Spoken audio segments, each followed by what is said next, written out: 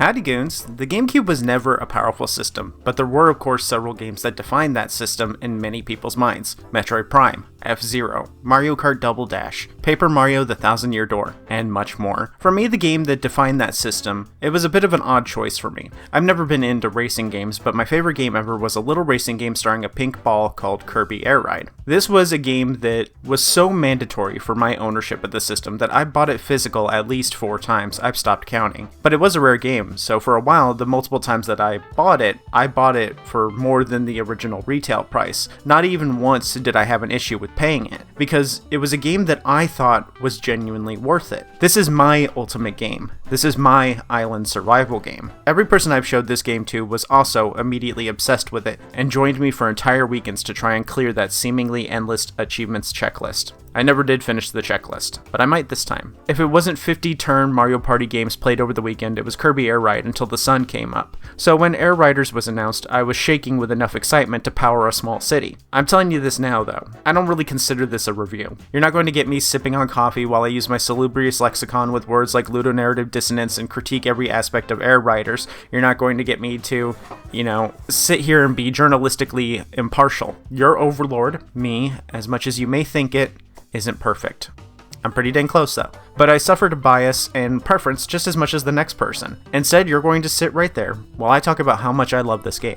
Kirby Air Ride is a game that should have gotten a sequel ages ago. Why wouldn't it? It's a near perfect game. But Nintendo has been busy keeping its creator Masahiro Sakurai chained to a desk pumping out Smash Bros after Smash Bros. Nintendo also has this interesting design ethos. They say that they can't make a sequel to something unless the next game would do something different or innovate in some way. That's why Metroid went without sequels for so long. And that's also why F-Zero's corpse is past the rotting and festering stage and is now just fully bleach white skeleton. There's a little bit of a flaw with this design, of course, the aforementioned F-Zero for example. If you don't count the Battle Royale spin-off, I don't, there hasn't been a new F-Zero in 21 years. That means there is a generation of gamers, an entire generation of gamers who can now smoke and drink who have no idea who Captain Falcon is. It's been long enough that Nintendo could remaster an old F-Zero and people would think it's new. Star Fox is another one. They could easily do something new, but most of Star Fox's entries are remakes of N64 versions, which is a remake of the SNES original. There's more Star Fox games that are just Star Fox 1 than there are sequels. It's at a point like this that innovation isn't really necessary. It's been long enough that just releasing anything would feel new and refreshing. Kirby Air Ride was suffering to Nintendo's sequel design, a game that could have been remastered and people would have still eaten it up, even if it just meant that there was an easier to acquire copy than the original. Thankfully, that's kind of what Sakurai did with Kirby Air Riders. Personally, I hate Nintendo as a company, but all-star devs like Sakurai is the only reason I have any love for their games anymore. I'd sloppily open-mouth kiss that man for Air Riders. You might think, oh, Kirby Air Riders is just another kart racer that's Kirby-coded.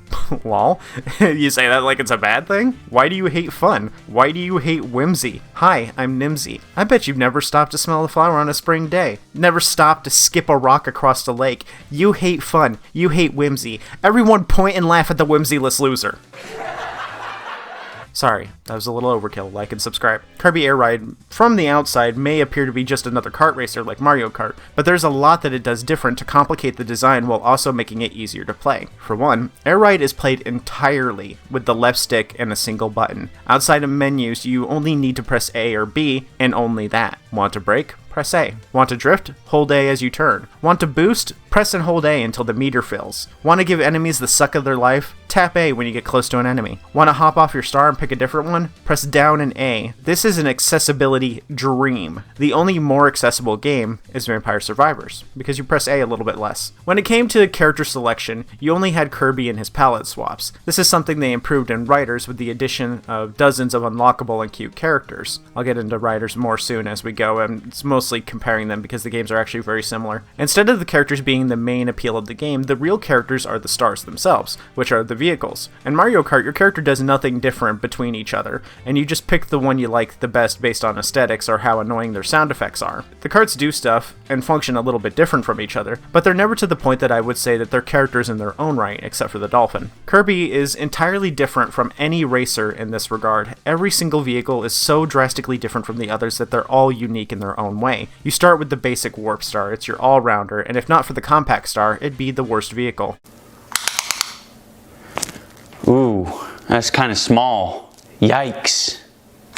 It's just a star to get you used to the game, but you'll inevitably switch it off for something with more flavor as soon as you unlock it. The Wing Star is my personal favorite. It's a star that is very comparable to the Warp Star, but with the added benefit of incredibly improved flight capabilities and control. Normally when you hit the ramp, you'll do a jump with a short glide, and you'll build boost while in the air. When you land, that boost is applied, and you go faster. The Wing Star's glide is practically flying, which means it usually gets enough airtime to get a full boost, but while in the air, you have a lot more control than with other stars, making it possible to do full-on turns. It almost performs better in the air than it does on land. Each star is just as unique as the Wing Star is. Shadow Star is for people who like the Wing Star but are also edgelords. It has improved flight but also improved damage. This can be very useful because stars have health in some modes, and you get a short boost for defeating enemies. Like in Classic Kirby, you can suck on an enemy and take their abilities. The Shadow Star would increase the damage of them so you can wreck opposing vehicles. Then you have some really quirky stars like the Swerve Star, which can't turn unless you brake and then turn. You might think this sucks, but the boost fills instantly and it reaches top speed very quickly, so it does have its uses. The Rocket Star is another weird one. It can only move when its meter is fully charged. Once the boost is full, it rockets off and stays rocketing off for a while. Turning is a challenge, but when you drift, you also build charge. There are drag races though, so it absolutely dominates in those. In total, there are 18 stars with 2 special character vehicles, but Riders expands that list to 26 stars. If you want my short and easy opinion on Air Riders, this is a great example of it. Air Ride was the perfect game for me. Air Riders has almost everything Air Ride does, and adds a bunch more of its own. So if Air Ride was perfect, Riders is perfecter. Beyond the stars is enemy abilities, which can also influence how you play. The Needle ability has your character staying still to fire a bunch of needles, and it'll continue to shoot out some when you get moving again. It's not the best for races, but it's great for demolition derbies, boss fights, and while drifting. Sword Kirby automatically slashes and swipes at nearby foes. Bird has Kirby wear wings and fly. Fire shoots fireballs that turn into pillars of fire, or turns into a torpedo when you wiggle the stick. Wiggling the stick normally spins your star, and that's how you attack when you're not sucking. There are some weird abilities too, like Plasma, where you wiggle the stick to build up the meter and tap A to fire. The projectile fire depends on the level the charge is, going from tiny pew-pews to a spirit bomb. I haven't mentioned the stages yet because there is a lot going on. You have 3 modes in the original and 4 in Riders. The first mode is Air Ride mode. This is your standard lap-based race mode, and the design of these stages are superb. They're peak Kirby design. They're beautiful, whimsical, sometimes unsettling. Each one is a vista with its own sights to stare at. The original has 9 maps, and Air Riders 9 of its own, plus the unlockable originals. The unlock system is cool too. It's a big checklist, with each square being a single challenge. In the sequel, each square is also part of a big picture, which doesn't do anything, but it is cute. We love us some cuteness. These will unlock stars for the mode, characters and riders, color swaps for Kirby, and maps. Top Ride is the mode everyone but me hates. It's designed to be like those little slot car racers, a popular hobby in Japan. It's a traditional race mode, but played from the top-down perspective, and this is one of those few modes where I think Air Riders totally dropped the ball. In the original, you only had 2 stars to choose from, the Free Star and the Steer Star. Statistically, they were identical. This makes it a stock car racing mode where both players are on an even playing field. The only difference is the control scheme, where Free Star uses direct input for steering and Steer Star uses left and right relative to the star itself. Steer is how a car normally works. Free is just an alternate scheme that's easier for some people. In Riders though, all of the stars from Air Ride are available, and that means each star is better at specific things. This removes what made Top Ride unique, I think,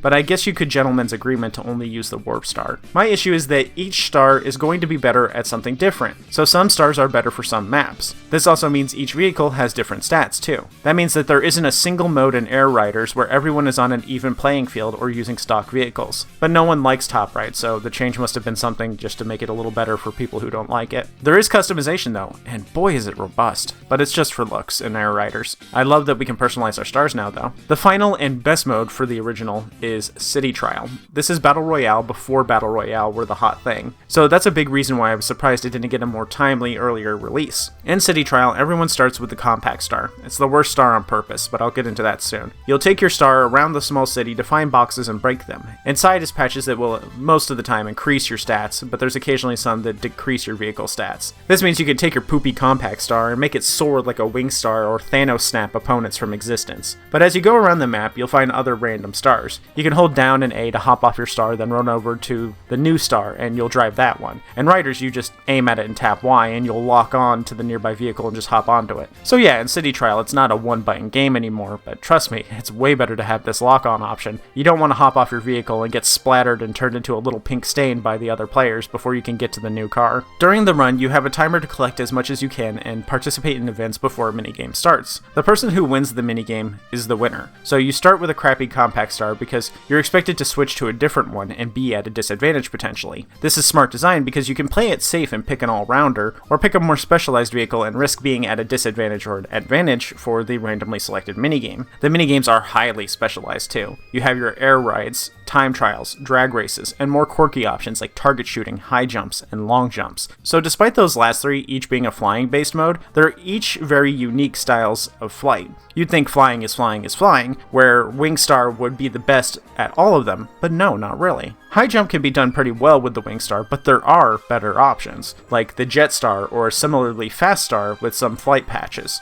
If you hit that ramp faster, you'll get more height. Similar with the long jump, the Wingstar is awesome at it, but any star with sufficient speed might still be stiff competition. Even a wheelie could actually do pretty well at long jump. Finally, the Wingstar is the best for the target shooting mode, where you have a bunch of marked zones and targets each rewarding different amounts of points. You don't need a ton of glide patches, but instead you only need enough to get your star sufficiently off the ground. You need more control in the air, and that's what the Wingstar really excels at. There are other modes like Demolition Derbies where you'll hunt down players and try to defeat the most within the time limit, then one where you try to defeat the most regular enemies, and boss fights like everyone competing to defeat DDD. Every single mode is going to have a vehicle that is best for it, but there are things in the environment that may make it better for a more controllable all-rounder. If you have the drag race, you may want the Formula Star, but in demo derbies, you might want the Shadow or Vampire Star, or you might even be fine with just a normal Warp Star, or something bulky like the Wagon. It still goes beyond that though, because you can find parts for legendary vehicles, Dragoon and Hydra in the original, and a third secret one in Riders. When you get 3 parts for a legendary vehicle, you get that vehicle, and these are some crazy vehicles. Dragoon is of course the best at flight and speed, as you might expect based on its appearance, but it's not bad at anything else either. Hydra is quirky though. It can only move if it has charge in its boost meter, but it's also built like a tank with high health and high damage. Both are equally capable machines, and in general, the game can be very chaotic if you get one too many patches in any skill. Nothing like getting one too many glide patches and now you can't land your vehicle. What if you got too many turn patches and now you can't control yourself because your turn speed is too high? There is no better experience in the game than getting too many speed patches and now you can't control yourself at all. You already know City Trial is my favorite mode, and that doesn't change with Riders. It's more everything, but one minor problem with Riders is that there are less destructible objects. It's not super important, but I still would have liked to have it. Hopefully this isn't the end for Riders though, and we see a lot more free updates for it in the future. There is one more mode though that Riders has that the original doesn't. Road Trip is a single player campaign mode. You'll pick a character and a star, and then you'll go to an on-rail section where you choose your path. This dictates your challenges and the pathing through the stages. As you finish challenges, you'll get patches and vehicles as rewards, so it's like a mix between Slay the Spire and City Trial. It's kind of like a roguelite, but when you beat the final boss, you can do New Game Plus. But your stats don't carry over when you do the New Game Plus, just vehicle and character options. A full run takes about 2 hours, so I think calling it a roguelike still fits. This is a surprisingly fun mode, and it's very quick to make some progress in it. The story mode also has an alternate ending, but requires you to unlock almost every checklist reward. The game is not only Kirby Air Ride, but with more everything, it's a better Kirby Air Ride featuring some quality of life options to improve the speed of gameplay. It's chaotic. Like, people have been saying that they don't have the ADHD required. Hi, I have ADHD. Now you know, now you solved the mystery. But I know it's not everyone's thing. There will be people who hate anything cartoony and kiddie, and I feel bad for them. I feel bad for people who have to deny themselves joy just to keep up appearances for others. I hope you one day learn to have a spine and like things because you like them and not because your friends and peers do. I know it's too fast for some people,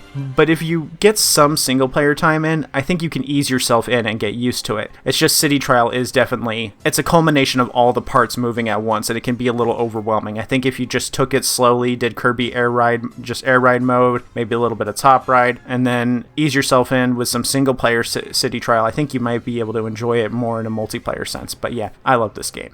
Do I like Kirby Air Riders? I think it's the best game ever, and Nintendo for making a game good enough that I can say that. Do I think it's a system seller? For me, yes. But as I said, there are people who have no interest in it, and I think that's people who care more about hating Nintendo than having fun. Oh, you're such an ethical media enjoyer. You're so getting into heaven.